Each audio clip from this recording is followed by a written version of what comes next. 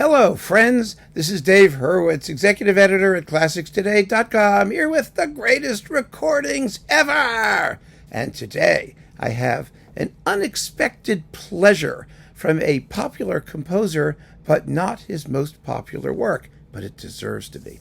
It's Holst. And no, it isn't the planets. I guess we'll grab one of those later, possibly. I don't know if there is a greatest recording ever of the planets. I really don't.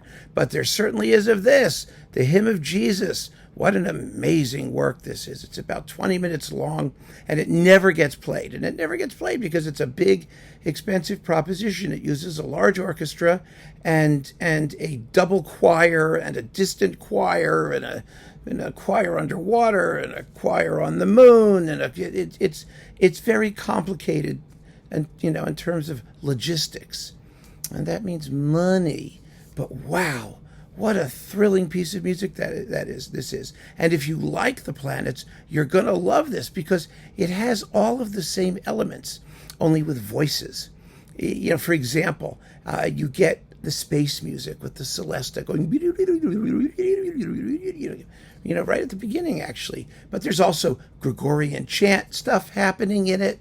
And then there's the hymn itself, which has a huge central dance in 5/4 time. Is just like Mars.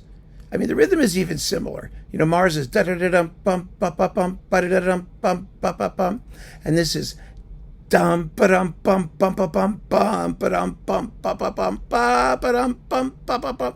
Except that it doesn't sound anything like Mars. It has no menace. It's a dance. Fascinating how Holst had a real language that he used in different contexts. So anyway, this is like just amazingly glorious. And it's only been recorded like 3 or 4 times. The first recording of it that I had was Adrian Bolt, which was on Decca. And it was okay, but it was early stereo. It didn't sound great. And then there was one on Chandos with Richard Hickox, which is excellent. It's very, very good. But this one, whoa, baby! This is Charles Groves. Yes, Charles Groves and the London Symphony Orchestra and the St. Paul's Cathedral Choir, and some other people doing other things. This comes out of the big Groves box. So they recoupled everything and jammed up some Vaughan Williams on here too. But the original disc had all kinds of nifty stuff that you never hear. I mean, it started with the Hymn of Jesus, which actually the text comes from the Apocryphal Acts of St. John, translated from the Greek by Holst himself. Wow, baby. And then we've got, the Short Festival Te Deum, which is endless fun and is only 4 minutes and 37 seconds. So if you don't have a long time to praise the Lord, your Creator, you can do the quickie version. And then we've got some hymns from the Rig Veda, which are glorious, translated from the Sanskrit by Holst. This is the second group. I mean, they really are incredibly fabulous settings. So each one is for like a different assembly of forces. There are several books. I think there are 5 books of them or so. Then we have the Ode to Death, based on Whitman. That doesn't get played. First of all, it's only 11 minutes long. You got to have an organ, and beyond that, along with the orchestra, it's the Ode to Death. I mean, it's like Mahler's Kindertotenlieder. It's not something you just pull out of your top drawer when you feel like having a little light classical music. I mean, it's kind of a serious thing, but it's glorious. And that's the original disc. And really amazing, absolutely amazing disc. And the sonics.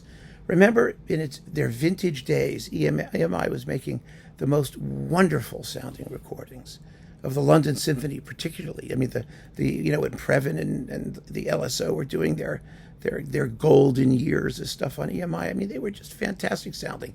Well, this is one of those. I mean, the organ pedals really throb, and there's just this wonderful, big, warm sound that never sacrifices clarity.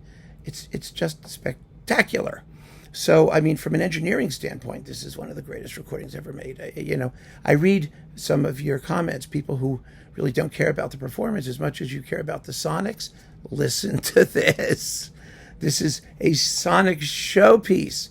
It really is. But, care about the performance, too, because this is such a joyful, marvelous performance, full of subtlety and enthusiasm where it's required, and those organ pedals with the piano low notes at the beginning and the end.